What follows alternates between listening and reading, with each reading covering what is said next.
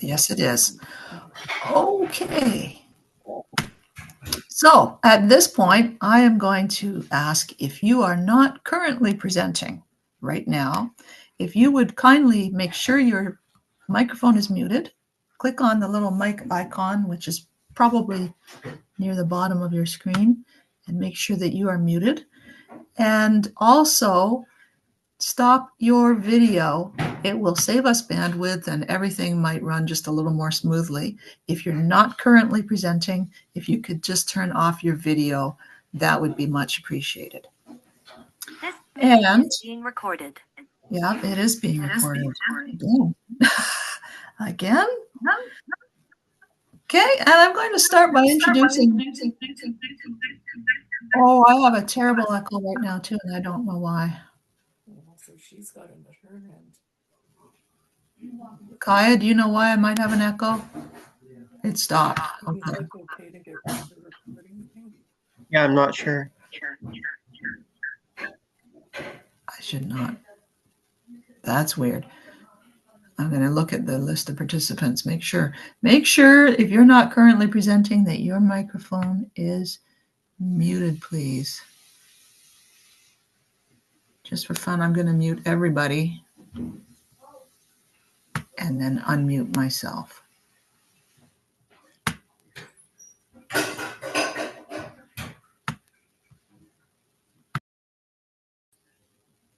There we go. Okay.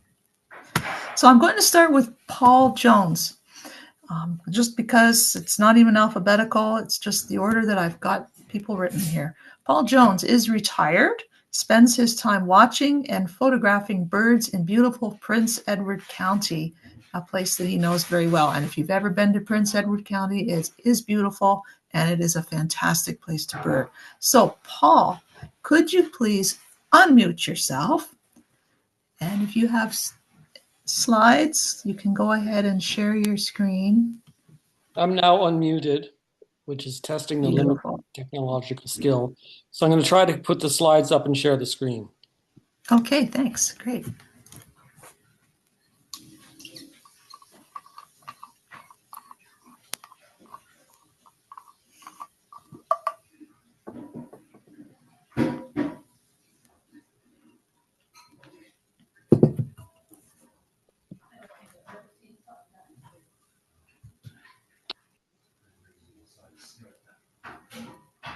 There it is. You can actually see it? I can see your screen. Can you see a nice blue picture? There it is. Yep, perfect. Wow. Okay, I'm a technological genius. Yay. Right, I'll start then. So yeah, my name is Paul Jones. It's March, and I'm doing a talk on birding in Prince Edward County for the Ontario Field Ornithologists. Outline very briefly, where is Prince Edward County? Do you want to visit it? Should you visit it? Some hotspots if you do decide to come, and other things to do here. Who am I? Had a brief introduction. Yeah, retired office worker, birding since the mid-70s in Ontario. As of 2020, living in Prince Edward County, and I love this place. So to begin, where is it? Here's a map. You can see Lake Ontario, Ottawa up on the top there, Toronto down towards the southwest. Prince Edward County is about right in the middle. And it's about 3 hours from downtown Toronto or downtown Ottawa, an easy 3-hour drive. Here's a closer look. You can see it's a very odd shape, lots of peninsulas, bays, inlets, lakes. Important geography bird-wise, because we have these prevailing westerly winds, blowing stuff along the north coast of Lake Ontario and depositing it in the county. Should you visit? I really love the place, but I don't want to oversell it. We can start with Point Pelee as kind of an archetypal, wonderful birding spot. Give that a 10 out of 10. Amazing world-class birding, incredible rarities, great migration. Prince Edward County, I think I can give it a solid 5.8. It's no Pelee, but it's still pretty nice. Way fewer rarities. but there's no crowds mostly, and increases your chance to find your own rarities. I think there's also far better amenities, as nice as Essex County is. If you do decide to come, there's lots of great birding spots. I don't have a lot of time, so I'm going to touch some of the highlights. Sandbanks Provincial Park, Point Peter, Prince Edward Point, and my bird feeder. Beginning, Sandbanks Provincial Park. There's a nice Franklin's gull. A little bit misleading. I've only ever seen one Franklin's gull there, but it is an example of the kind of rare birds that can show up. Where is Sandbanks? Here it is on the south shore of the county, kind of on the west side of the south shore. It's an interesting agglomeration of some really nice beaches and some great campgrounds kind of spread over a fair bit of territory. Again, we'll see these arrows quite a bit. West winds, blowing birds over Presqu'île, over Doug McRae's head, and depositing them in sandbanks. Here's a beautiful Townsend solitaire from December 2024 at Dunes Beach. In addition to the rarities, there's also just a lot of ordinary, well, not ordinary, but expected migrants, like this sanderling on the rock flats off the Lake Watch Trail. But some considerations, it can be very crowded. July, August, it's like the French Riviera, the beaches are just packed. And there's also permits are required. So you need a yearly pass and a specific day use pass to get in during the peak season. So some paperwork considerations. Still a great place to birdwatch and a nice place to stay as well if you're visiting the county. Next, Point Peter. And here is a nice prairie warbler that I found there in August a few years back. You notice I'm saying Point Peter. Point Peter. It's spelled Point Petra, but it's pronounced Point Peter. And it's a good idea to refer to it as Point Peter, especially when the locals are around, because they'll look at you kind of askance if you call it Point Petra. Where is it? There's sandbanks. And then right down on the bottom southwest tip of the county on the south shore is Point Peter. So again, our nice red arrows, those west winds blowing birds along the coast, depositing them at Point Peter. Here's a photo from just a couple of days back. There's a lighthouse at the southwest tip, and this is a good place to do a shore watch for little migrants coming off the lake and also water birds passing by, such as this cute little red-necked phalarope that was there a few Augusts back. That's the shore side. On the land side, there's a big Department of National Defense radar array in a huge field. And this is a great place for a hawk watch. Some in the spring, but mostly in the fall. And golden eagle is fairly regular here. I've seen up to 9 at once in November. Next, Prince Edward Point National Wildlife Area. And here's a beautiful long-tailed duck. Kind of the icon of the county, globally significant percentage of the population of this bird winters off Prince Edward County, and a frequent sight spring, winter, fall. Where is it? Again on the south shore, this time just way off in the southeast corner. And again, our favorite red arrows signifying those winds coming along, moving stuff out to the tip. 2 main birding spots there, Traverse Woods and Prince Edward Point. Here's Traverse Woods. It's not right out at the end, but it's still the best migration fallout spot for some reason. You think it might be at the very end, but they really like Point Traverse Woods. There's excellent accessible trails. Environment Canada has put a lot of money into making them traversable by folks with mobility issues. So if that's a concern, this is a really great place to visit. What's there? A lot of the usual migrants coming in and out of the sky. Pretty quiet at dawn, but as the morning progresses, they drop down. And sometimes there's some nice rarities like southern overshoots, such as this summer tanager.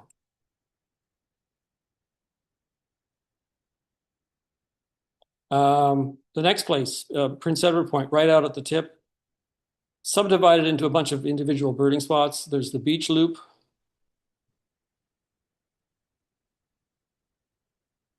The harbor. the swamp, and the lighthouse. Harbor's a great place. Here's an olivaceous cormorant, as we used to call them, now a neotropic cormorant. This was the first record for the county. I found it in May of 2022. An exciting moment. When I first came to the county, I was wandering around the area and I saw a towhee that had a lot of spots on it, and it turned out to be a spotted towhee. So again, another first record for the county. Spent the whole winter right along that lighthouse area. This last June, a western kingbird popped up, and this wasn't like early June. This was late June, almost July. So an example of what a good vagrant spot is. Things can show up anytime. So, or anything can show up anytime. So always keep your eyes open. Here's the lighthouse at the very end of Prince Edward Point. And unhelpfully, it's called the Point Traverse Lighthouse, even though it's not at Point Traverse. It's at Prince Edward Point, but there you go. Here it is, what it looks like right now. There's still quite a bit of snow on the ground here. Here it is in September. And this is a real migrant magnet, or rare bird magnet. A couple Octobers ago, a yellow-throated warbler spent a week or so on the eaves. And a little sad, a cave swallow last November was here for a while trying to warm itself on the roof. Now, Prince Edward Point is home of the Prince Edward Point Bird Observatory, or PETBO, as we affectionately call them. They do lots of programs and activities around their banding activities. And they also organize a spring birding festival. This year it's going to be May 8th and 10th. So something definitely to check out. That's the only busy time of the year in the county bird-wise, is during the spring birding festival. The point is very good for barred owls. I never used to see a lot of barred owls till I came to the county, and now they're just everywhere. And there's also our little friend saw-whet owls.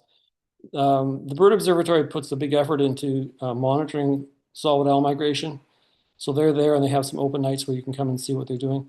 Also, something else important in this photo is the donation box. So if you are out here, PETBO can always use some financial assistance.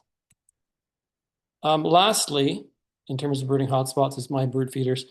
This is a bit of a joke, but you'll see I'm located generally out this way on Long Point towards Prince Edward Point.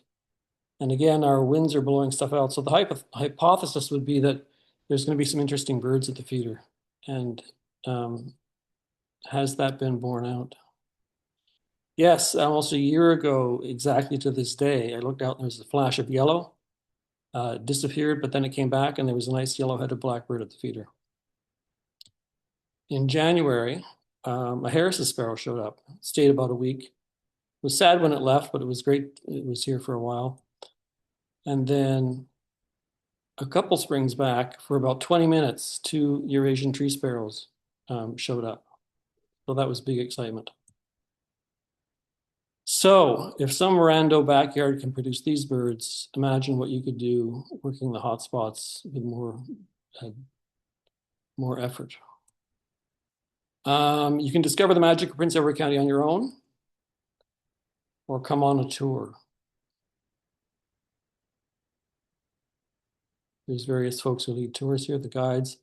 My friends Chris Davidson and reality TV star Rick Szabo do some tours. Andrea Kingsley from Quest brings groups here. And she astutely notes there's great food in the county, which is something to keep in mind. Tony Beck and Nina with Always an Adventure. I see their happy troops tromping around a couple times a year usually, so we can get in touch with them if they're doing any tours. Mike, the legendary Mike, I see him down here sometimes with OFO tours. So I don't know if OFO is offering a tour this year, but they do tours. And of course, John Ruddy of Eastern Ontario Birding. He's down here a lot. He knows the county incredibly well. Whenever I know he's around, I just look at my phone waiting for him to text me about his latest incredible rarity that he's found. Other activities. Hypothetically, you have an assignment, vacation time with a non-birding partner. Step 1, visit Point Pelee. Step 2, bye-bye. That didn't work out so well. So to recover your relationship, visit Prince Edward County. and you'll be a vacation hero. There's lots to do here. There's wineries, there's breweries, there's lots of food, lots of poutine. This is from Angry Birds in Picton. Here's some fancier poutine from the Wellington Farmers Market with braised beef from Jamie Kennedy Fries. And if you like some pork with your poutine, this is from Cressy Mustard in Wapoos. Now, you could eat poutine every day, but maybe you want to change. This is, I struggle with the pronunciation of this poke. A poke bowl from Poke Blossom in Bloomfield. Really delicious and perhaps slightly healthier food. Wonderful Asian lunchbox from Paper Kite Farm in Black River. Ramen from Parsons Brewing Company in Picton. Incredible fish and chips at Cressy Mustard in Wapoos. This is local pickerel. It's a commercial fishery family that runs this. It's really super fresh, delicious food. Everyone loves barbecue, so check out Big Mike's.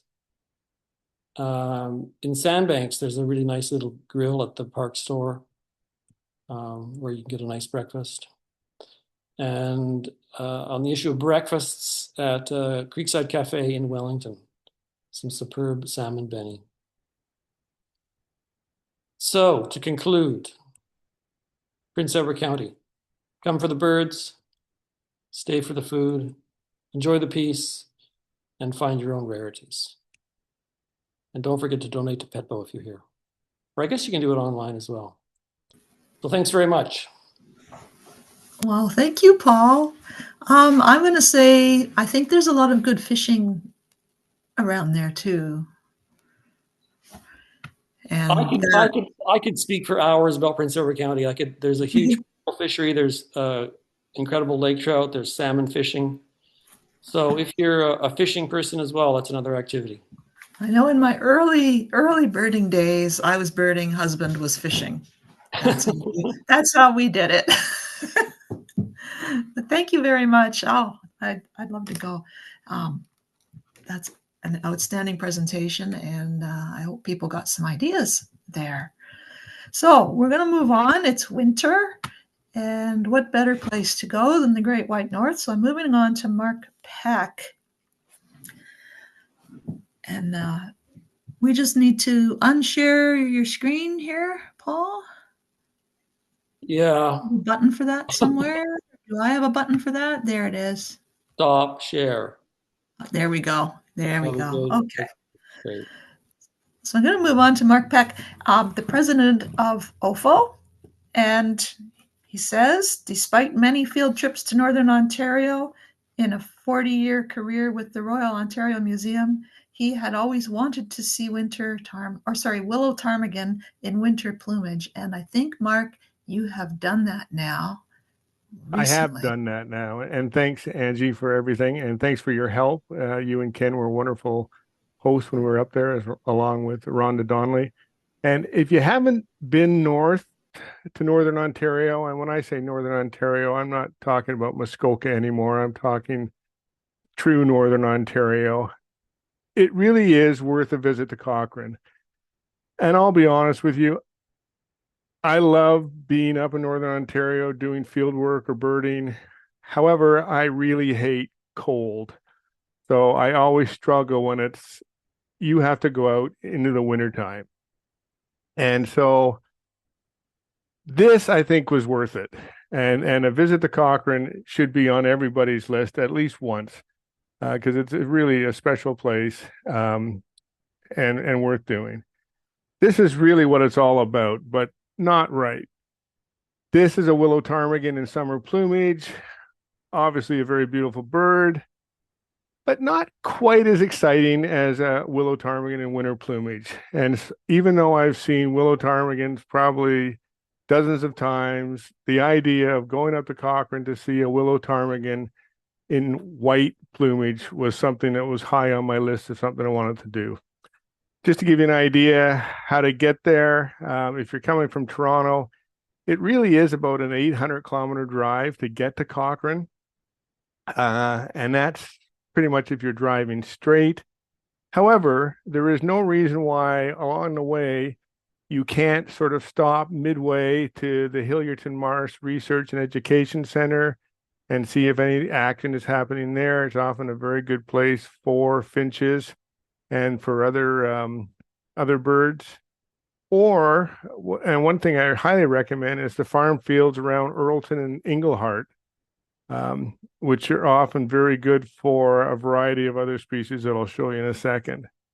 So my goal is always leave early in the morning from the Toronto area and then try and arrive in Cochrane by about dinner time, because you're not going to be able to go up to the Detour Lake Mine Road in the dark and looking for willow ptarmigan. So you need to plan sort of a 3 or 4 day adventure or weekend if you'd like. I've done this twice and I've really enjoyed it both times. I went up in 2024, both times in mid-February. The first time I went up with William and Sasha and Rajasthan, and we had 30 species for the 3 days. So it's not going to be comparable to what Paul's showing you on Prince Edward County. However, it can still be pretty special for the birds that you are going to see. This year I went up 12 to 15 February in 2026 with Alyssa, Raspberry, and Sarah, and we only had 22 species, and that's counting from pretty much from Toronto all the way up. So if your expectation is, I want to see a lot of bird diversity, this may not be the trip for you. You'd also want to be ready for the weather. The first year we went up, it was about minus 25 Celsius in the daytime. This year it was only -5. The difference is there was a lot more snow this year, an incredible amount of snow really. And I think because of that, we didn't run into as many species because of the snow. If you are going, it doesn't have to be an expensive trip. I think the 4 of us this year were not including food. We split it and it was about $240 each. There are several hotels in Cochrane, so you won't have trouble finding a room. Hotels range from $90 up to probably $200. I'm more familiar with the $90 hotels. And they're very convenient. There aren't a lot of restaurants. So you have to sort of pick and choose between pizzas or pub food. And now that's pretty much it, pizza or pub food. But there is a Tim Hortons, and so you can always get breakfast in the morning. And the most important thing, once you leave Cochrane to go onto the Detour Lake Mine Road, you need a full tank of gas. It's about 180 kilometers from Cochrane up to the Detour mine, and then you have to come back. And there's no gas station along the way. In fact, there's not much of anything along the way except some great birds if your timing is good. This year, we kind of started early and we picked up a great gray owl in Barrie. Didn't even really have to leave Southern Ontario to get that. We only stopped for a brief minute just to show, to include that in our list, really. And then we kept on going.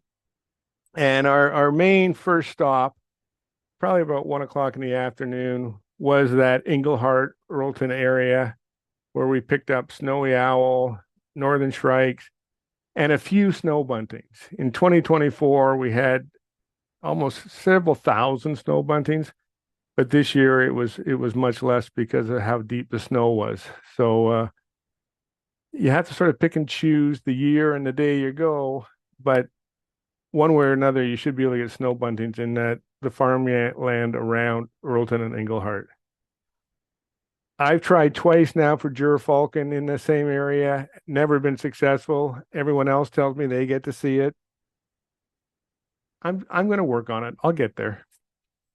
Another place to visit once you're getting close to Cochrane is an area called Brian's Roost.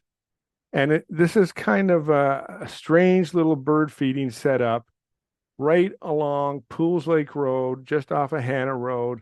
It's only 50 yards off Hannah Road, and there's no houses around. Someone in the neighborhood has graciously set up this bird feeding setup, with several feeders right on the edge of the road. So you don't even have to get out of your car to see what's in the area. And if you're lucky, there's a number of things in the area. So even though we all used to go to Algonquin Park to pick up Canada Jay and Boreal Chickadee, now we have to go a little farther. And Brian's Roost is a great spot to get that. Along with that, there's often finches in the area. So it really is a nice way to visit without ever getting out of your car. And really the fun thing about this trip up to Cochrane is if you don't want to, you don't have to get out of your car very often. This is roadside birding at its best. And when it's minus 25 Celsius, not getting out of your car can be very, very exciting. The biggest complaint or the biggest concern I hear when I talk to people about going up there is, ooh, I'm not sure my car could take the roads. Detour Lake Mine Road is a beautifully plowed road. Every time I've been there or anyone I've talked to has been there. You could take up a 1980 jalopy and drive that road without any issues. It's straight, it's wide, you can park on the side of the road, even though there's a few trucks passing, there's lots of room to do that. So if you are ever concerned about, oh, I'm not sure my car would make it, you won't have any problems on the Detour Mine Road. Okay, my advice, if you are going to go up there, is get started early. The earlier the better. You want to hit that road right at sunrise. We picked up both a great horned owl this year and a northern hawk owl 2 years ago, just by getting early and getting there before any traffic starts on the road. In addition to that, there's an opportunity for 4 grouse species.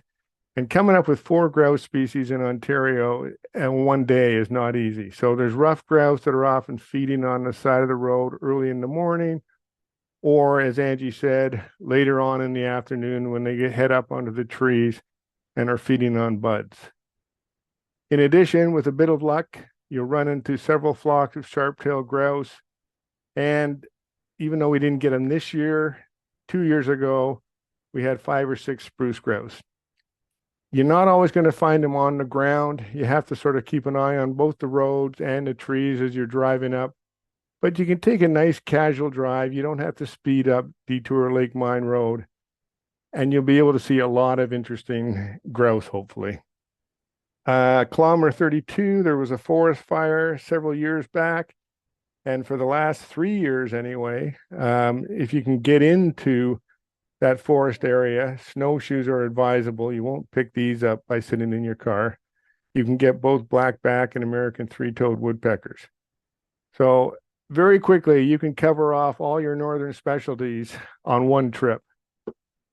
And the ptarmigan themselves are not as hard to find as you think, because you're thinking, I'll never find a white bird on a snow-covered area. Ptarmigan leave tracks. Tracks are much lighter than the surrounding snow. So as soon as you start seeing tracks, you can start looking for birds. Now, there's also going to be some lynx tracks and possibly some moose tracks, which will be easy to identify and differentiate.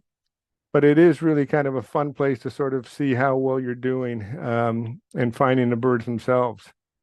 This will give you a quick idea of what the birds look like in the snow.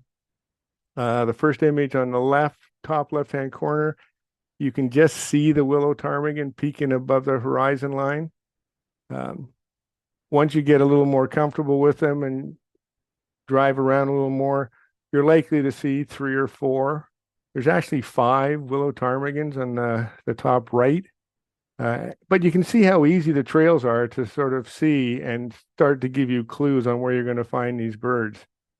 The bottom left, if you just sit quietly on the road, you don't even have to climb over the 4-foot snowbanks and try and chase these birds. They're actually very close to the road. All of these photographs were taken from the road. And then finally, this last photograph, I did actually climb over the snowbank 2 years ago because I did want to get a little bit closer. And you can just see, this is such a wonderful bird to see. You can see the wonderful snowshoes or the feathered feet. And it really is just a magical opportunity when you're sitting there with just a few people looking at white ptarmigan for the first time. So I highly recommend it. Not an expensive trip. It's a lot of fun, and it's nice to visit Cochrane. And once you get used to this in the winter, you can imagine how much the summer fun would be going up to Cochrane and walking around the muskegs with the mosquitoes. That's it for me. Awesome. Thank you so much. They are lovely to see. Somebody was asking in the chat, Mark, if you lead trips up there. Not really. Both trips that I led were just people that sort of mentioned I'd wanted to go up, and I said, okay, let's go up. So in this case, this year it was Raspberry. Wanted to get out of Toronto and go up, and I thought, yeah, I'd love to do it. And then so we found a couple of other people, but you don't really need anyone to lead the trip. You can really do this on your own or with a few friends and have a wonderful time. It really is that easy. But I'm happy to, if you email me, I'll answer any questions you might have. Awesome. Somebody was just asking a second ago. They missed the name of the road. It is Highway 652. Right. And it's often referred to as the Detour Mine Lake or the Detour Lake Mine Road. Detour Lake Mine Road. But if you're looking on an Ontario map, or if you're, I think even the road signs, mostly you'll be looking for Highway 652. Right. Thanks, Runs Angie. out of Cochrane. Yeah. But yeah, it's an easy road to drive on. I think it's actually better in the winter, to be honest. Yeah, it's a beautiful road. The snow fills in all the potholes. And I think you can, the birds will probably be there for another 2 weeks. Oh, So you yeah. still have time. It may be a crash course you have to plan for, but I think you've got another 2 weeks this year, but there's always next year. Yep. That's outstanding. So I hope people take advantage of that. I'm going to move on now to Derek from the Ottawa area. Derek has been birding on and off for more than 40 years, so he's quite an experienced birder. 25 of those years have been in the Ottawa region. He also writes a weekly regional bird report. For the last 6 years, he's been doing that. So Derek is a fount of knowledge, I think, about the Ottawa area. And Derek, I'm turning it over to you. Thanks, Angie. Can you hear me okay? Yeah, you're good. And I'm trying to share my screen, which I practiced this afternoon and probably forgot how to do. Yeah, most of us don't do that all the time, right? It's totally working differently than it did earlier. Can you see my screen? I can see your screen. All right. I'm not setting a slide yet, but the screen is there. I can see myself. All right. Do we have a screen? Yep, you're good. Do we have? All right. Well, that was stressful. You'd never know that I'm in IT. All right. So birding Ottawa. When I moved to Ottawa, it was known as the land that fun forgot. And it still is. But fortunately, there's lots of birds. So if something else isn't going great for you, there's always the birds. And the beer and the food, but mostly the birds. So we don't have we don't have a giant lake. We don't have dominant winds. What we do have is a meeting place of 3 rivers, which means that this area has been historically important to Native people for thousands of years, and it has been important to birds for presumably millions of years.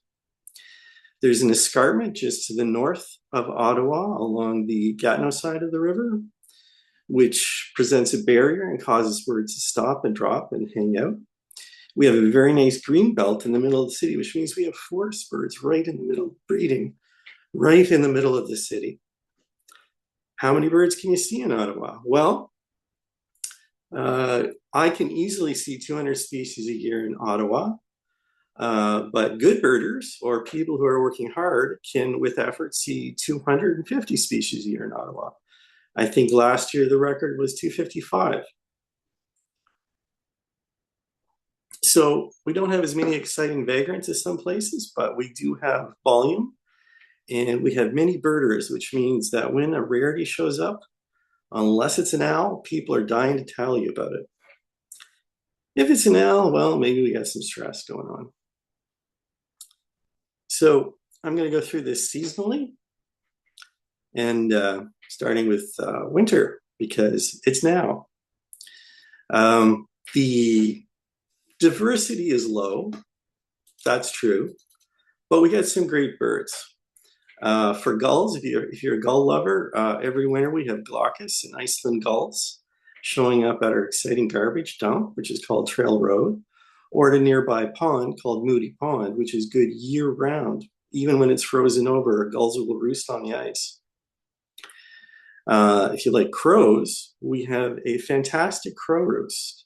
During the breeding season, there are 100,000 pairs of crows in Ottawa, and 30,000 of them go to the Alta Vista neighborhood in December, January, February, which is a stunning sight and sound and totally worth seeing.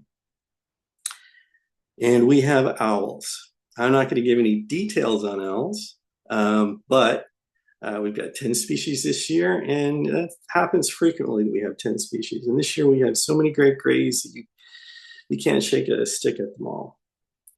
The general strategy, and I'm going to go back a page. The general strategy is to hit all the agricultural land, which is those green areas around the outside of Ottawa. Drive along at dusk, and you've got a good chance of seeing a wide variety of owls. And if you want to see the small owls, then the NCC there's a fantastic green belt in the city with many trails, and it's quite easy. It's not terribly challenging to find the small owls in the conifers in the green belt. And the non-rare owls are pretty easy to find in an eBird. The sensitive species, well, we're a bit touchy about that at times. Snowbirds, we got them. We got more snow buntings, horned larks, and even the odd Lapland longspur, which are very easy to find around Ottawa because you just look for the big flocks of snow buntings in agricultural fields still inside the city limits of Ottawa. If you look for Rushmore Road, Lockheed Road West, there is often grain spilled by the farmers on the side of the road or salt left by the snowplowers, which means the birds come right onto the road and they're very easy to photograph, which you would not judge from this terrible photograph, but other people get stunning photos of the birds. And if you were in Ottawa for a meeting in January, you could normally slip out at lunchtime, go to Strathcona Park, or the eBird hotspot is called the Ottawa Crossing, which is close to many of the embassies, and catch a Barrow's goldeneye in the middle of the city along the Rideau River. That's part of the whole Three Rivers geography that makes birding here so fun. The Rideau has lots of spots that usually stay open all winter, which means we get Barrows every winter and the odd harlequin duck overwintering. And we get woodpeckers. And this year, we've got an eruption of blackback woodpeckers. Again, there's too many of them. There's one on every trail. There's several pairs, so we're hoping some of them will stick around and roost. What's coming next is early spring. The geese, the fields east of Ottawa, all the way to Castleman, can be full of flocks of 1,000. In Castleman, I've seen a flock of 100,000 snow geese. It is a stunning sight and sound when an eagle puts them up and there's just this black and white swirl in the sky. It's just stunning. That alone is worth a trip. Brian Moran posts regular reports to Bird News for OFO on the status of these birds and where the flocks are. You could follow eBird, but it's also very helpful to follow Brian. He keeps a real eye on things. Chasing the geese can be frustrating because in the same day you can miss the same Ross's goose by 5 minutes 5 times, because the birds will fly from one road to the next when they're disturbed, or they will several times a day fly back to water. They have a very explicit pattern of going from the fields and back. And as the geese after the geese stage and start to head north, we end up with all kinds of waterfowl in the flooded fields to the east of Ottawa. And we get some to the west of Ottawa as well, but it's to the east that gets the stunning numbers of waterfowl and especially snow geese. And there is an OFO outing about waterfowl on April the 4th, although I think it's currently fully booked. It's something to keep in mind. And next we have late spring. The best spot in Ottawa in late spring is probably the Britannia Conservation Area. It's a migrant trap on the south side of the Ottawa River. It's full of trails. It's full of birders in May. And you can, on a good day, you can get 20 species. On a bad day, you still get some stunning views of some very good warblers. It's a very fun place to spend in migration. And of course, sparrows and all other kinds of birds are passing through too. There's several herons, and it's just a great place. Any trip to Ottawa, any time of year, it's worth visiting the Britannia Conservation Area, but it really peaks in the middle of May.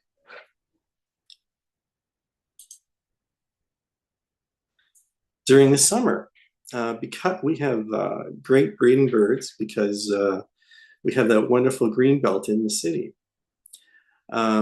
Anything that's in bold print is the name of an eBird hotspot. So Pine Grove has pretty easy to get Canada morning warblers. And by pretty easy to get, I mean the Canadas are easy to hear and the morning warblers will drive you nuts. But that's morning warblers. We have a wonderful northern style bog, black spruce bog, very large, and it has breeding eastern palm warblers, that beautiful palm warbler that's been dipped in yellow. Britannia is still awesome all summer. And if you're feeling adventurous, La Rose Forest, which is just outside Ottawa to the east, has breeding warblers and an amazing mosquito population. So I can't recommend it enough because the birds need us to feed those mosquitoes. Yeah, fall is my favorite birding season in Ottawa. It's like spring, but better.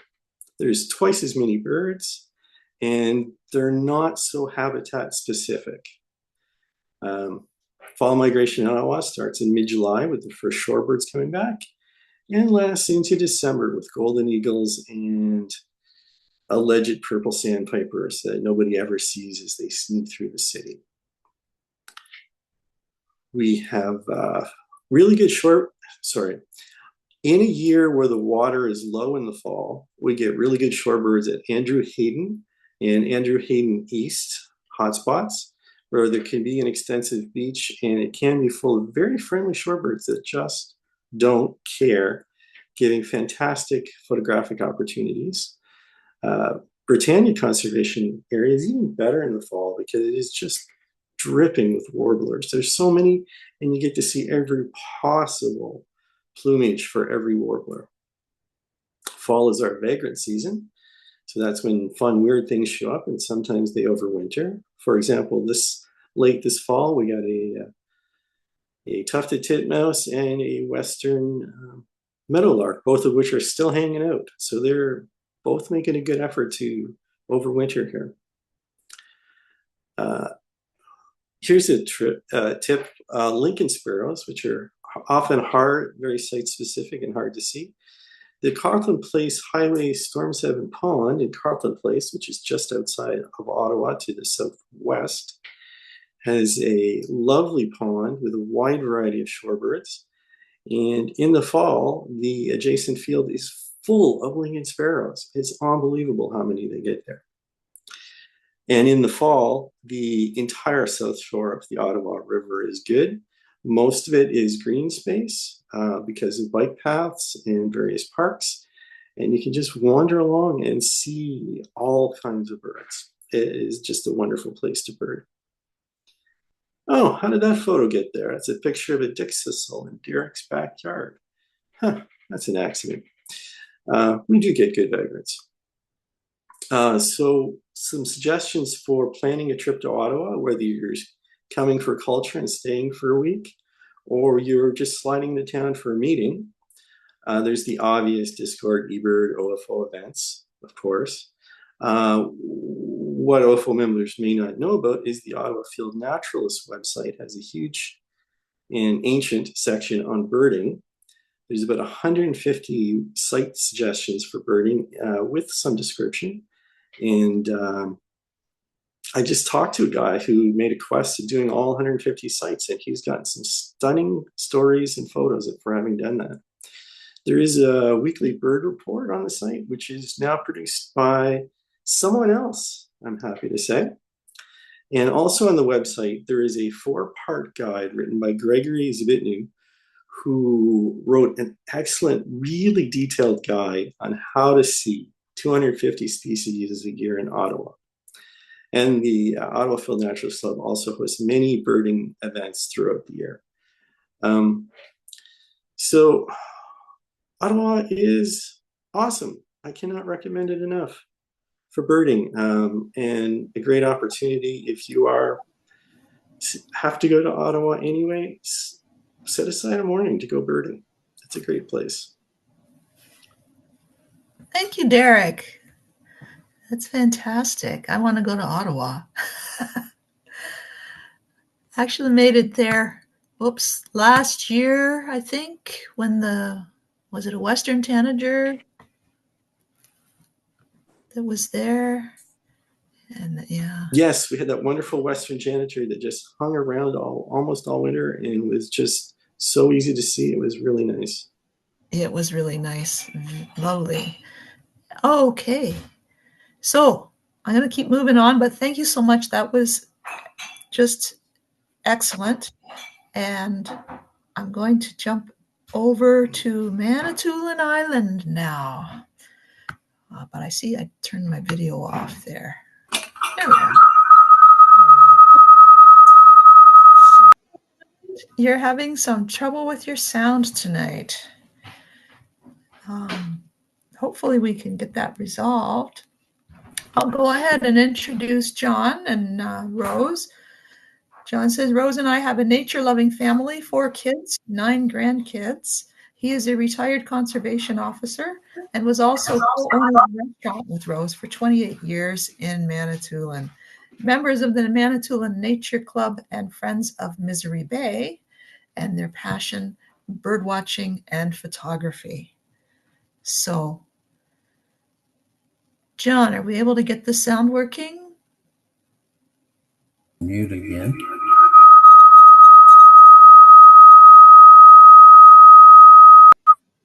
Terrible squeal going on. See, there's 2 devices. Would it be helpful to close one of them? Yeah, if you have another device running, you might need to close one. If you're using a speaker plugged into your device, you probably need to take that off. We'll try again. Hear us now, Angie? Still making feedback. Oh, is that?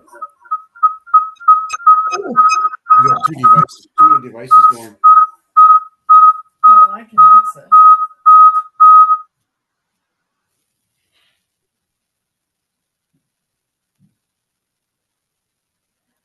You're logged in twice here, so I think that might be the problem, is you might have to actually close one of those.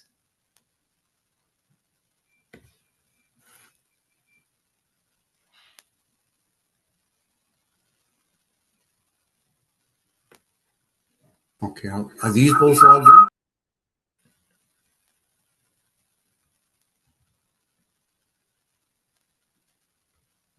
I could close one for you, but I don't want to pick the wrong one.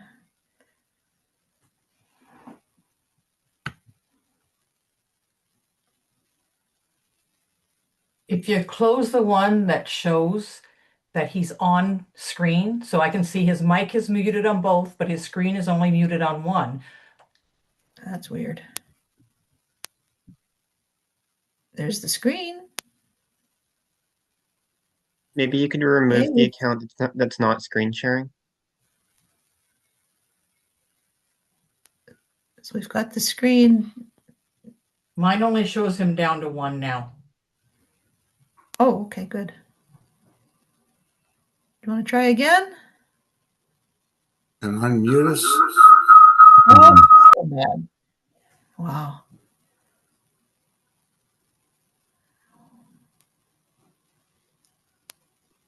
No, I do not know how to solve that. I still see both accounts on my end. Yeah, okay. Yeah, they have different names now. But only one shows his video on. If you Yeah. close the one without his video,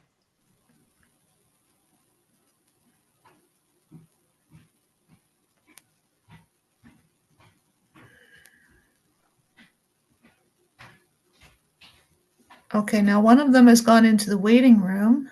I leave don't it know if there. I should accept it or not. Nope, it went away.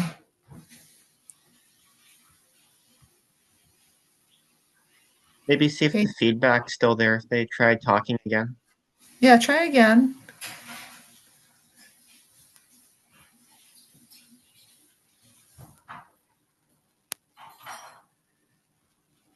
Try unmuting again there.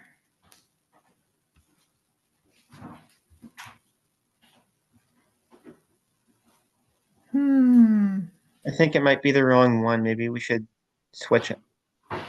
Or put the other one in the waiting room. Okay, I don't know if I can put someone in the waiting room. I can admit this one, Kiah, and I'll do that. Here, I did it then. I put them in the waiting room. Okay, thank you. So now there's two there.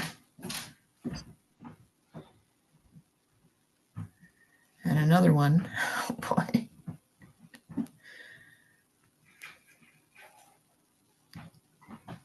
So Kiah, do you have host abilities right now? I do, yes. Good. I'm going to leave you to do that because this is How's out that? of my. Can you hear us now?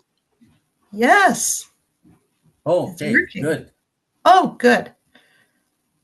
I Okay, closed now that you one. need to share a screen Now I need to share the screen. Yay. at the bottom. Yeah, I know. I didn't want to have to skip Manitoulin Island because it's a really neat place to go. Share, and when I go into presentation mode, it should show. There we go. You see our screen? Yes. You're all Okay, good. so Angie, are you hearing us and seeing our screen okay now? Yes, it's perfect now. Thank you. Okay, let's try this and see how it goes. So, really impressed with the previous presentations. Mark, thanks. I worked 4.5 years in Cochrane and know Detour Lake, and that was an awesome presentation. Good memories. And all the presentations are good. I love the birding and food ideas. My name's John Diebolti. I'm with the Manitoulin Nature Club, and it's a real pleasure to be able to share some birding information with all of you. As you know, Manitoulin Island is the largest freshwater island in the world. It's 80 miles long by 40 miles wide. It has phenomenal birding opportunities with 336 species being recorded here. Some of the more special birds like sharp-tailed grouse and sandhill cranes dance and nest here and are easily viewed, unless, of course, you're really looking for them. My thanks go out to fellow birders Rodney Thompson, Gerard Binsfeld, Garth Baker, and Terry Land. They have shared some of their favorite locations with us. Robert Cacciati has set up our PowerPoint presentation, and thanks to Phyllis Cacciati and Angie for setting us up. Please note, Manitoulin is private property, most of it, so the locations that we'll be showing are roadside viewing or Nature Conservancy or Ontario Park location. Birds of interest. Sharp-tailed grouse, island-wide in suitable habitat, numerous leks, most obvious at leks, as many as 40 at some of the leks I've seen them at. And in the wintertime, really obvious, sometimes feeding in birch trees, budding as many as 30 at times. We have northern shrike, 3-season, sandhill cranes nest in suitable habitat right across Manitoulin, and up to 1,000 plus birds in certain fields in fall migration. If you follow along with myself and Bob, we've got a map of Manitoulin in front of you. There's 16 locations from east to west. We're going to kind of just take a little bit of a guided tour across the island, give you a couple of ideas on some of the locations you can go to. The photos are courtesy of Rose, and the Lewis Woodpecker photographs are actually from fellow OFO members at the Kiah residence from 2023. Please note the pictures shown do not relate to the location they're being shown in, and you can test your observation skills. We'll start at the main road access, Highway 6 coming into Little Current, and I'll show you that location. Okay, I'll be honest with you. These are sewage lagoons, but I simply can't call good birding locations sewage lagoons. We'll go with Little Current Municipal Wetlands.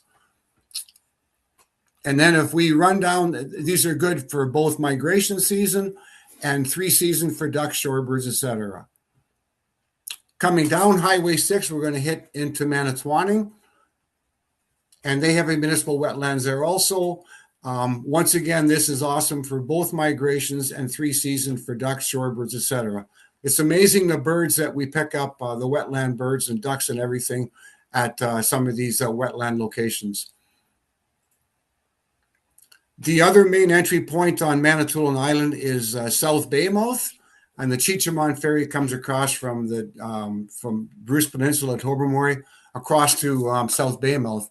If you look at a map of Ontario, you'll see that South Bay is one of the closer locations to Tobermory. So the migration north is flying across the Georgian Bay of Lake Huron, and South Bay is one of the first spots that it hits. This can be a phenomenal outing for birding in the spring migration and the fall migration, but this is another spot, or one of the spots where you can get a major fallout occurring. So once you're in South Bay, you can simply walk the village streets. There's a swamp area in the village, and if you drive out to Rogers Creek, we have seen loggerhead shrike there many, many years ago. Leaving South Bay, we're going to head over to Michael's Bay, which is on the south shore.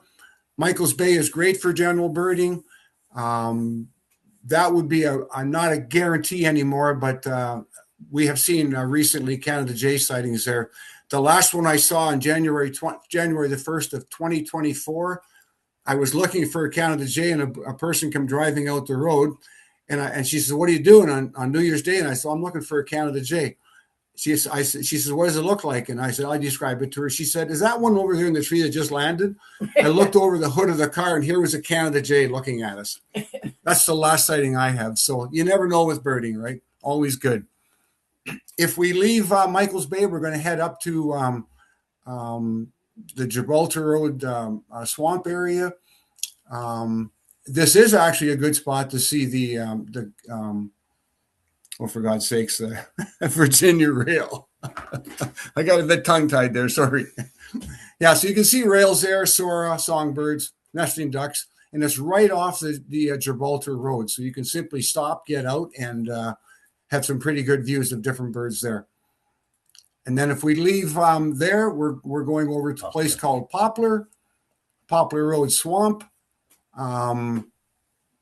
Right off the road at the culvert area, there's a great big swamp marshland, and we're getting rails, flycatchers, finches, rose-breasted grosbeaks, pie-billed grebe, different birds like that.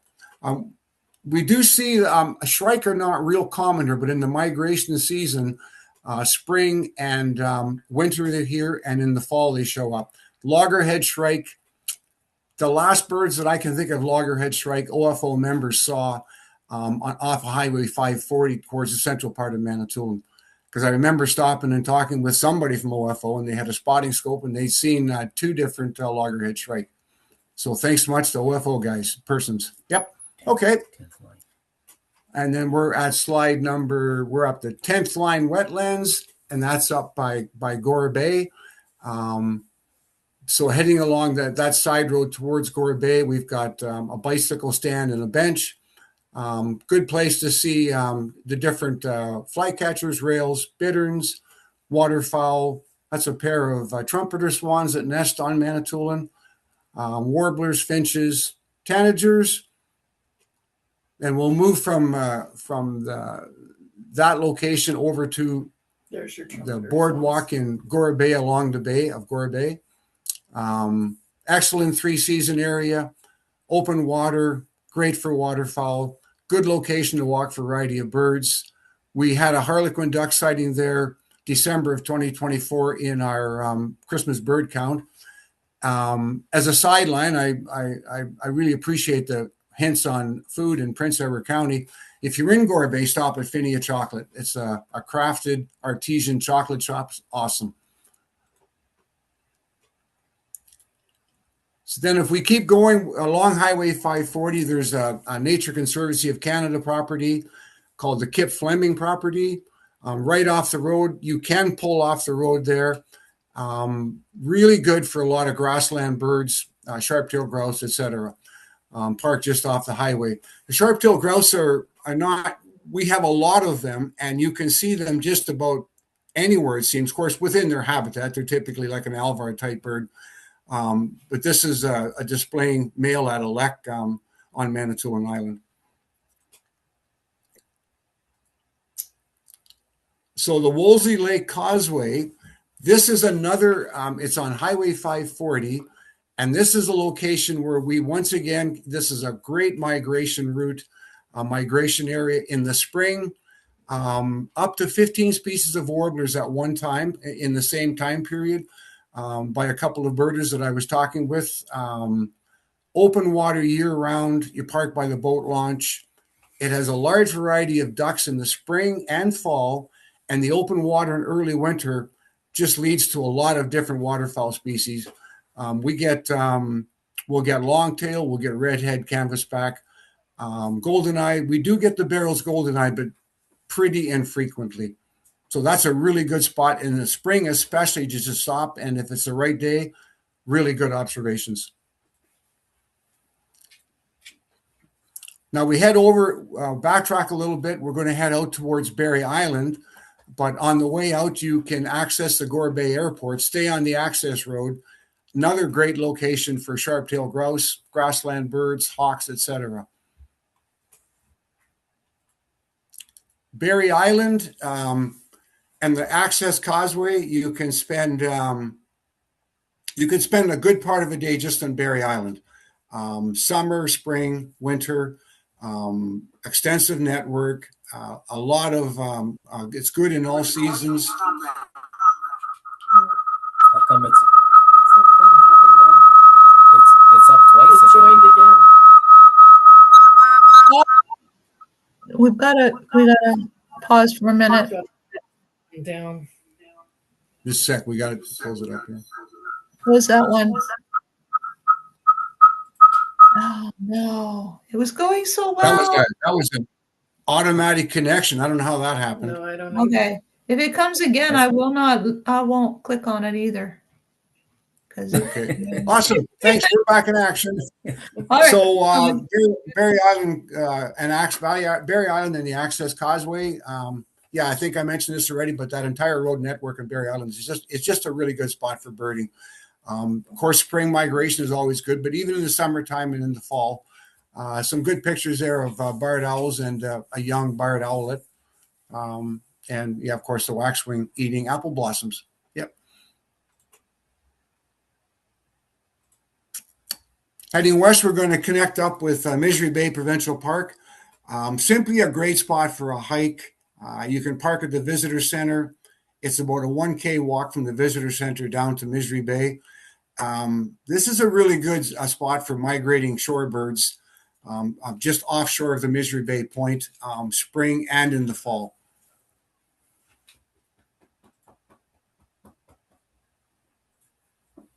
Heading west of Misery Bay Provincial Park along Highway 540, the Beaver Meadow Lake Swamp. Really good for waterfowl, shorebirds, and a possible black tern. Last seen there probably a couple of years ago, but they used to nest in a number of different places, Manitoulin, not as much anymore. And then we end up at Meldrum Bay. This would be another, this has the potential to be another great fallout location in migration. It's the very western tip of Manitoulin Island. Really good spring and fall migration area. The town area of Meldrum Bay is just a super place to walk around. I can remember seeing 9 species of birds in one tree shrub area, which is pretty spectacular.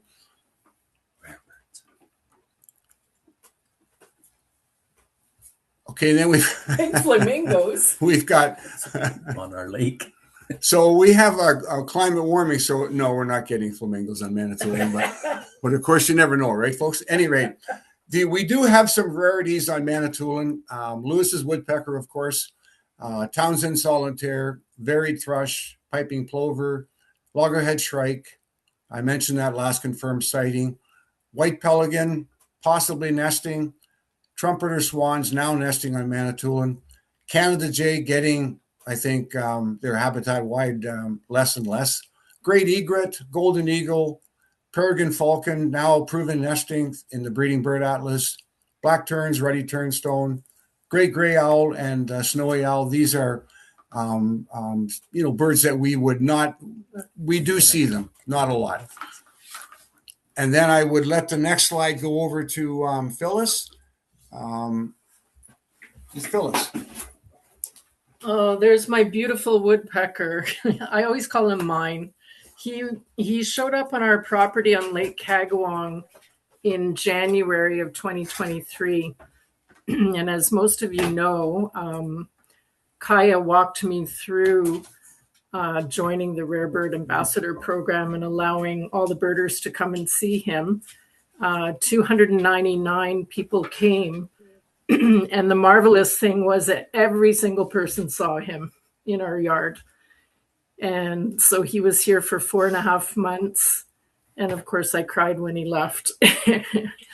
And Kiah actually shared a text with me about a month after he left. He left the May long weekend.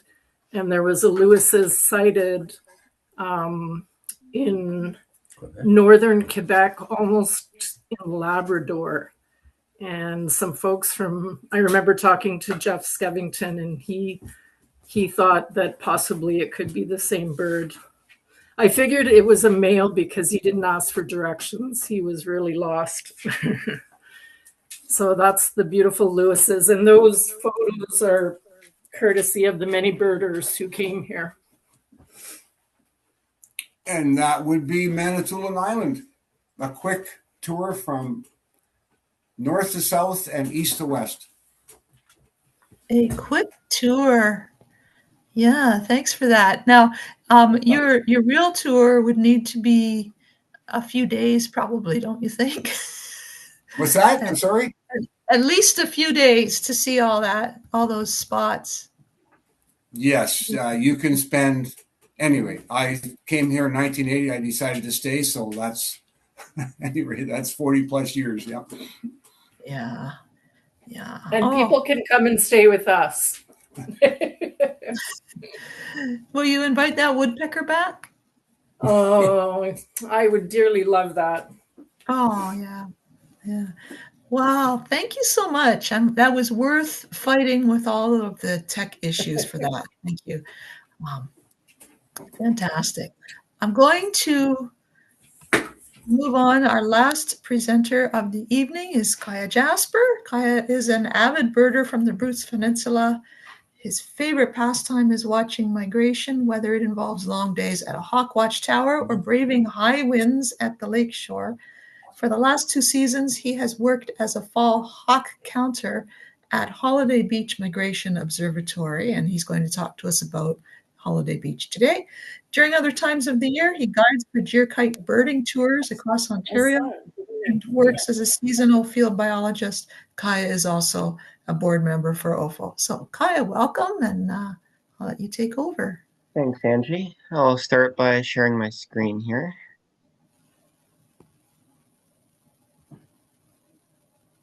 Let me know if you can see that all right. Yes, you're good. Okay, cool. So tonight I'll be giving a presentation about birding at the Holiday Beach area in southwestern Ontario.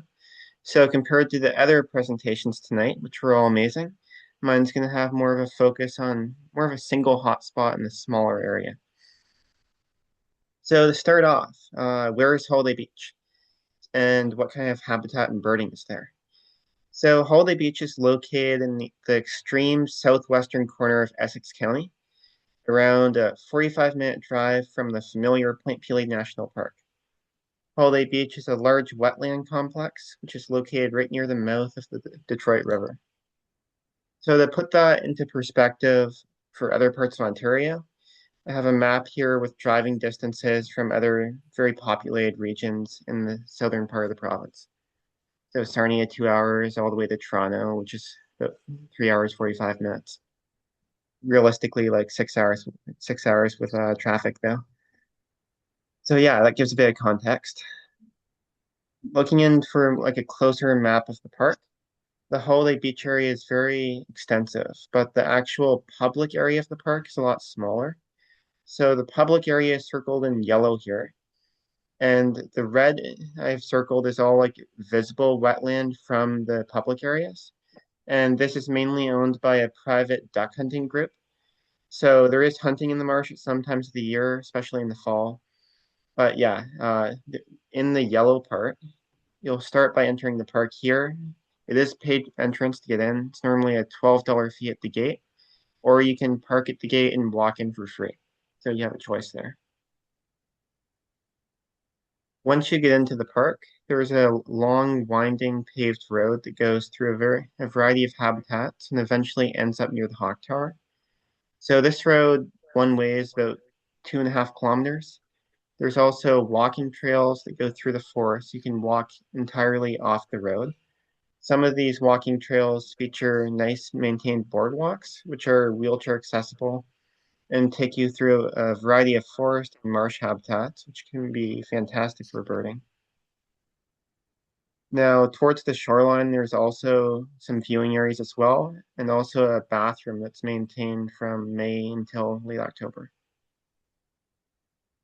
So I want to take a second here to acknowledge a bit of my bias, because during 2024 and 2025, I spent a sizable amount of time as the hawk watcher for Holiday Beach Migration Observatory.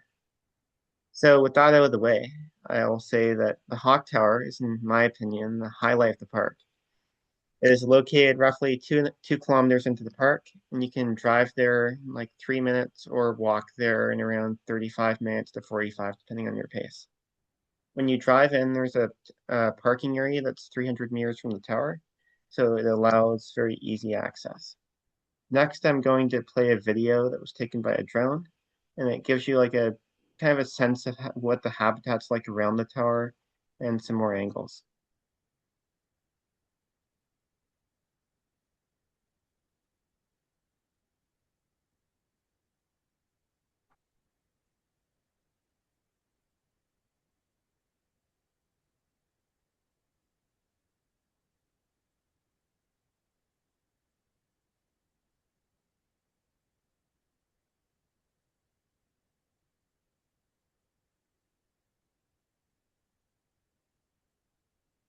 Yeah, so as you could see in the video, there was a small pond to the east of the tower, and that area is great for migrants. So especially in the fall, there's large concentrations of blackbirds and warblers that feed around that pond every morning.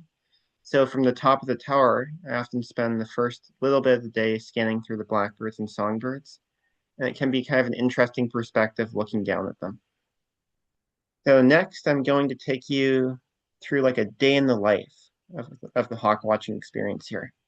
So the hawk watch day officially starts at 8 a.m. standard time, but if it's a good day for migration, I'm normally there well before sunrise, so I have good views of the moon and the quiet serenity of being in the park where I'm often the only person.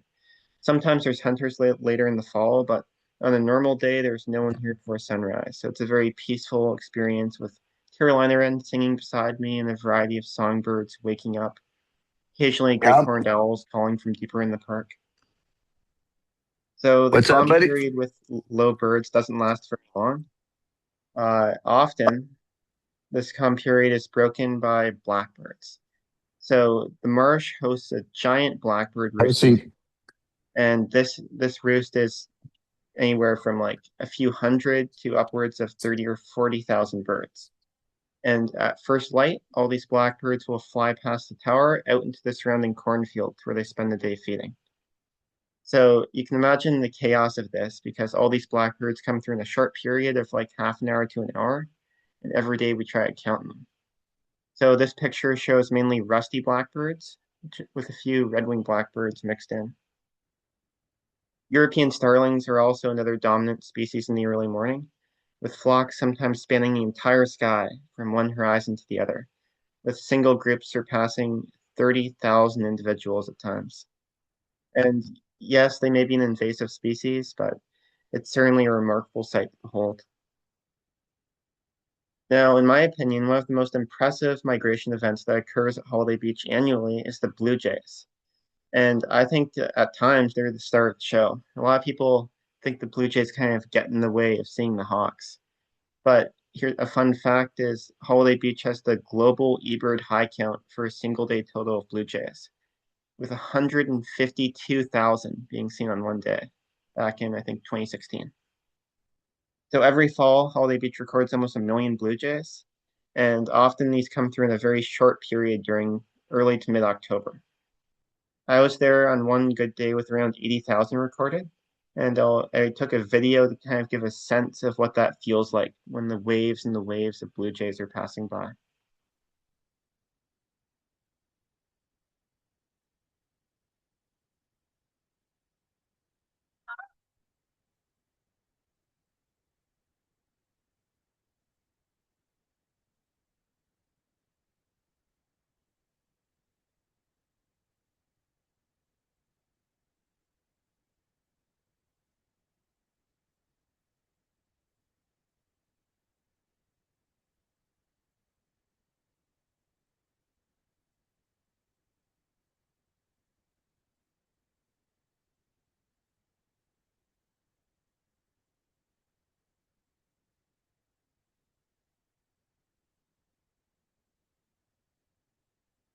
Yeah, so that gives you like a small sense of the scene.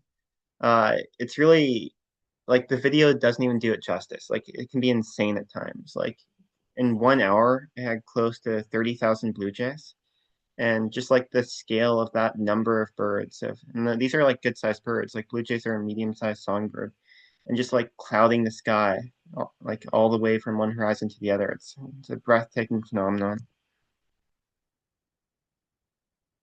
Other common early morning migrants include yellow-rumped warblers like this one, as well as diurnal migrants, so songbirds that migrate during the day, such as cedar waxwings, northern flickers, eastern bluebirds, the list goes on. So with all these birds mentioned and the quantity that I'm talking about, you may be wondering how we count them. So on the left, you'll see these small round devices that are handheld clicker tally counters. And these are pretty simple devices. It just has a series of numbers. And then every time you press on it, press the small metal button, it goes up one. So we record birds either singly or in increments of like 5, 10, or 50, or sometimes even 100, depending on the size of the group. So as the migration counter there, I often have 10 or more of these clickers going at once with different colors representing different species. And I'll be frantically clicking away. And yeah, after a busy day in October, September, my hands kind of sore. Sometimes I'll press that clicker like nearly 10,000 times. So another big part of the hawk watching there is recording weather data. So on the right, that's a handheld kestrel unit, which takes a variety of weather conditions from wind speed to temperature to barometric pressure. So every hour I write down those. I write down how many raptors we've seen, as well as like visitors and some other information. So doing that and counting the birds is the main role here of the hawk counter, and it can be pretty busy on a good day. Now, mid-morning, the sharp-shinned hawks often start coming by, and they can be high up above you or they can be below the tower, zipping right above the canopy and going low over the marsh. So they can be easy to miss at times. Seeing them from above, though, I always find to be a fun experience. The Sharpie in the picture zipped by low one morning, right beside the tower. There's also the occasional surprise, like a white-tailed deer swimming across the marsh. Now, by this point in the day, 10, 11 a.m., you'll get a sense of how the rest of the day is going to progress and how good the hawk flight's going to be. Raptor migration is very weather dependent. So you can kind of get a sense of if it's going to be a good day or not based on a few factors. Cloud cover plays a major role because if there's complete cloud cover, there won't be as much solar heating on the ground, which means less thermals. And raptors often use thermals to migrate and gain altitude to cross the Detroit River and generally make progress. So cloudy days in general aren't as good. There are some exceptions to this. Personally, I like a good mix of sun and cloud, like maybe like 40, 50% cloud cover. So that way the ground's still heating up nicely, but there's lots of contrast to spot the birds against. So if it's a good day, there's going to be a fair amount of people here. Often it's only 5 or 10, sometimes more if it's like a really good day forecasted and like a birding group comes. This picture is actually taken during the 2022 OFO convention at Point Pelee. And this is when we were at Holiday Beach for one of the best days of the fall. And it just happened to line up with the OFO convention. So it can get a bit crowded on the tower, but as you saw in the video, it's a very sizable tower with multiple levels. So there's plenty of room and it's hardly ever packed with people. So at this point of the day, around 11 o'clock, you'll often see turkey vultures moving in from the eastern horizon. At first, they're lazy little clusters, maybe 5 or 10 birds, meandering their way around, circling for 20 minutes or half an hour, not making much progress. Then you'll look back, and those 20 turkey vultures will turn into 100, or maybe even 200 or 300. And it's starting to get chaotic keeping track of them. They'll gain altitude, getting several hundred meters above the forest, and then they'll start streaming in a quick line above your head or over the marsh. This is where the clickers come into play, and I'll often lay on my back on the top of the tower, clicker in hand, trying to count these vultures as they pass by. Now you might see the imposter in this picture. At the extreme bottom left, there's a red-tailed hawk mixed in with the turkey vultures. Red-tails have a habit of being very sneaky on these big days. And because they're a bit smaller and they often fly a bit higher, it can be easy to miss when they go by with vultures. Broad-winged hawks in September are definitely the star of the show. Well, at least we hope they're the star of the show, but the weather has a huge effect on this. In a good year, we can see close to 100,000 broad-winged hawks. In a poor year, like the one I had in 2024, we only saw around 4,000, which was particularly bad. So on a good day, and the OFO convention hit this day, in fact, in 2022, there were 33,000 broad-winged hawks seen. Now, unlike when I mentioned before some of the songbirds like the blue jays, these birds are all passing through in a very short time, so you can have a group of 20,000 hawks in view at once, like tiny peppercorns dotting the sky. And yeah, it's really a remarkable sight. Other migrants like northern harriers and American kestrels are often mixed in as well.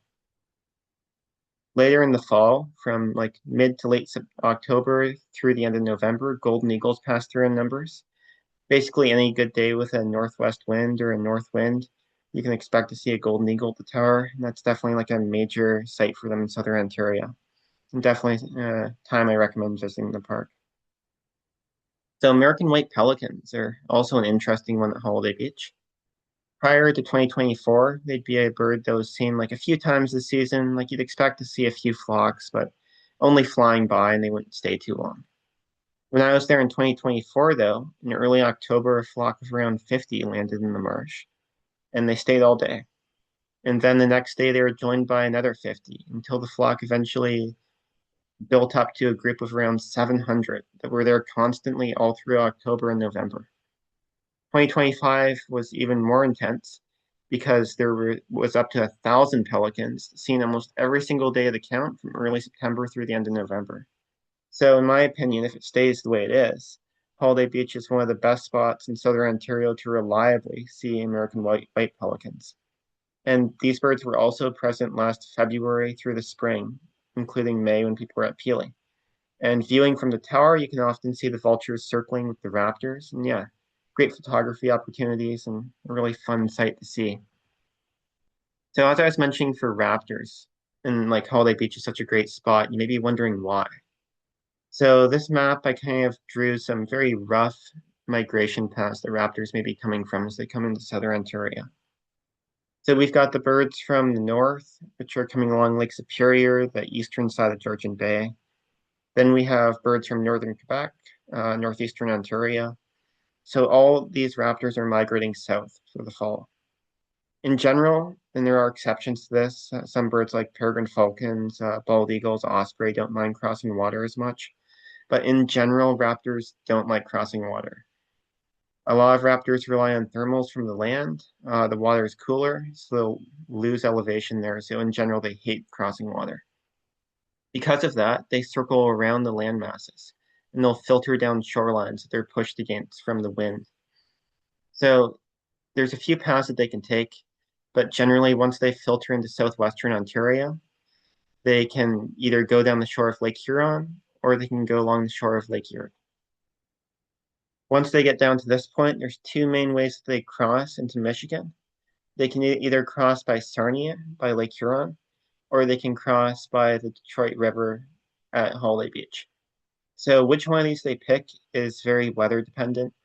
So if there's a lot of south winds in the fall, that'll keep birds closer to the Lake Huron side and Holiday Beach sees less. But if there's lots of north winds, the birds are pushed down against Lake Erie and Holiday Beach does a lot better. So in general, if you're picking a day, go in the fall, try to pick a nice day with north winds and generally no rain in the way. So birding at the tower can be a great way to find rarities. Over my 2 seasons, I've had tons of highlights, but here are a few that come to mind. Top left is a Swainson's hawk. Bottom left is a Mississippi kite, which is only the second record for Holiday Beach in their 50 years. Top right is a glossy ibis, and bottom right is an evening grosbeak, which, while it's common in some parts of Ontario, it's a fairly rare bird down in Essex. Now, I mentioned a lot of raptors, but Holiday Beach is actually a great birding spot for songbirds, marsh birds, and basically everything else. So in the spring, if the water is low in the marsh, shorebirds will gather, and sometimes in quite good numbers. There's also marsh birds like Sora, Virginia rail, sometimes a rare heron, such as a snowy egret or low blue heron, and of course the pelicans are still there. On some mornings, the migration is so good there that the tanagers, orioles, and warblers can rival Point Peely, or even be better than Point Peely on some days, which is a thought I don't think many people consider in the Southwest. It's always like Peely's the best spot and attracts the most birders, and other places don't get enough visitors. So Prothonotary warbler, one of the birds that people go specifically to Point Peely to see, they breed at Holiday Beach. There's several pairs. They're fairly easy to see. They're singing males beside the boardwalk. So if you're looking for a quieter vibe than the Point, maybe try Holiday Beach this spring. Now, I mentioned the conservation area in the Hawk Tower. There's also several other birding hotspots immediately around that area. On the opposite side of the road from Holiday Beach, there's Memorial Forest, which can be good for owls, generally good for songbirds, especially sparrows. And then there's Big Creek Conservation Area, which has some walking trails beside the marsh. Amherstburg Nature Trail right by the river, some nice songbirds, ducks along the water. And the town itself of Amherstburg often attracts really good numbers of scaup, redhead, and canvasback right beside shore. Talking about food at Amherstburg, since it's been mentioned in previous presentations, there's a good variety of restaurants in town, including the Salty Dog, which we frequent when we're down in that area, and I definitely recommend. Yeah, lots of different options. There's a few breweries, so lots to do in town. So when should you come to Holiday Beach? Well, year-round, but for spring migration, it'll be best from April to May, similar to Point Peely. And again, similar to Point Peely, the good days will have south winds leading up to them, If there's some rain in the way right over Holiday Beach, but not over Lake Erie, you could experience a fallout at Holiday Beach, the same way you could at Point Pelee. And yeah, it's not too hard to rack up a list of 80 or 100 species on a good day in May, if not more. In the fall, raptor migration would be peak from mid-September to late October for numbers. There's some exceptions if you're after certain birds. For example, golden eagles will be late October through November, same with American goshawk. But in general, like the spectacle birding, like the blue jays, the sharp-shinned hawks, the broad-winged hawks, those are all late September, early October timeframe. So thanks for listening. Before you visit, I'd recommend checking out the Holiday Beach Migration Observatory website for some information about the site, when to visit. Definitely recommend stocking up on snacks and studying your raptor ID. I mention the snacks because I'm often bad for this when I go to watch migration. I get distracted, and then I look at my phone. It's like, oh, it's 2 o'clock. I've been here for like 8 hours. And I forgot to eat lunch. So yeah, because Amherstburg's like a 15-minute drive away, definitely recommend bringing a lot of water. It's often hot on the tower. It's deceptive up there. And stocking up on food. Now, getting back to how Paul was rating things, which I wanted to include in mine because I enjoyed it. I'd give Point Pelee a solid 9.5 out of 10. And I'd probably give Holiday Beach a 7.8 out of 10. Now, Paul, this is in no way a slight of Edward Point, because this is my purely objective rating system, and I do not mean it as a comparison. I just want to illustrate that, in my opinion, Holiday Beach is a great spot.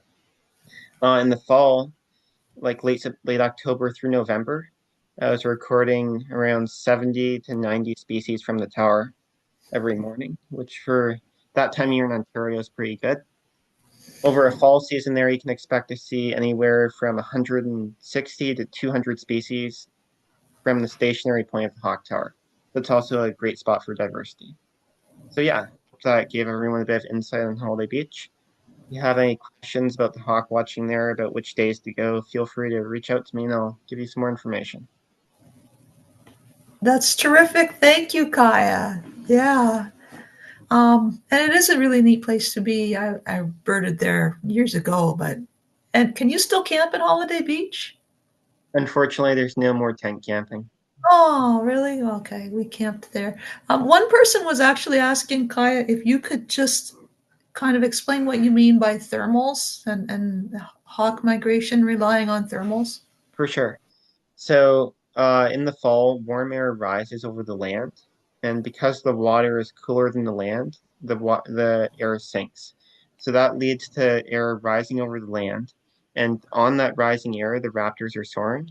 So they'll start low down, like you'll be watching these turkey vulture kettles, and then it looks effortless, and slowly they're circling up and up in the thermal. And thermals are often over areas like clearings, often urban areas like pavement, which heats up faster. So the birds will get over these thermals, they'll climb up several hundred feet, and then they'll stream. So they hold their wings like in an outright stiff position, and it looks effortless again. They'll stream for several hundred meters, maybe even kilometers, until they start losing altitude. Then they search for another thermal and repeat the process. And that's basically how it goes. It sounds kind of like surfing. Yeah, exactly. On the air. Yeah. Well, guys, I think we all have lots of places we want to go birding now. And soon enough, it will be spring. And if you've got some time over the next couple weeks and you want to enjoy winter, come on up to Cochrane, and otherwise, lots of places to go. Thank you for joining us. Thank you to all our presenters tonight. It was so informative and fun, and I love to see all the pictures of birds and maps and stuff. Lots of applause and hearts and things flying around my screen right now, so I know everybody had a good time too. Keep an eye on your call notes when they come out first of the month in your email, because there may be a couple extra webinars coming your way. And in the meantime, thank you for those of you who've been joining. We'll start our regular season up in September. I'm looking for presenters now. So if you have ideas or you want to present something yourself, reach out to the membership or to the OFO board, and we'll schedule something. thank you again, and I'm going to say good night. Good night. So I got to stop the recording.